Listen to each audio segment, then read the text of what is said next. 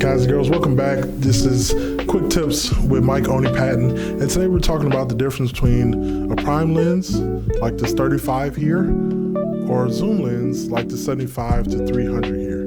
All right, so the difference between a prime lens is that it has only one focal length, meaning that it is not a set of focal lengths that it ranges between. So like this 35, it's 35 millimeters. That's as far as the length of this lens will focus to is 35 millimeters.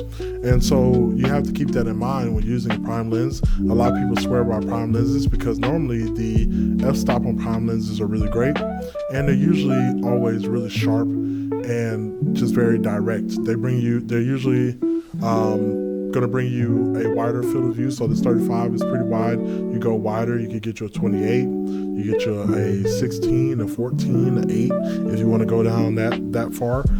But you can have a prime lens where you have one focal length and then you don't have to worry about adjusting the focal length based on subject. Is more or less you moving to adapt to the parameters of the lens, which some purists have said will make you a better photographer. Now, I love zoom lenses, just like the 75 to 300, because while I can adapt to any scenario, I like the range. I like to be able to have a 75 if I just want to leave it at 75 and lock the lens to that focal length, or if I need to go to 1 to 3 because my subject is far away, I can do that, and knowing I'm going to get them in frame and get the shot that I need.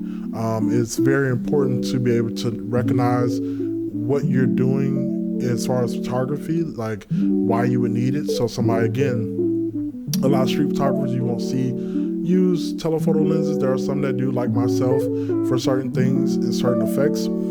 But this is mostly used for like sports, nature, wildlife, landscape, anything like that where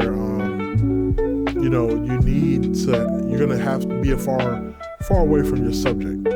And sometimes where you would want to be far away from your subject. Now, of course, there are bigger lenses than this. You wouldn't want to try to shoot photos of a bear on the prime lens. It just wouldn't be health-wise a very safe thing to do. So you want to make sure that you know the lenses that you're picking up and try to avoid any redundancy. So if I had these two lenses, they were of the same camera brand. Let's say I had this 35 in my bag and then I had this 75 to 300, I would be pretty happy with myself. Why? Because I have a wide range of lenses. What makes this a zoom lens is the ranges that it gives you. So you'll see 75 there, and then you'll see 300. That's the furthest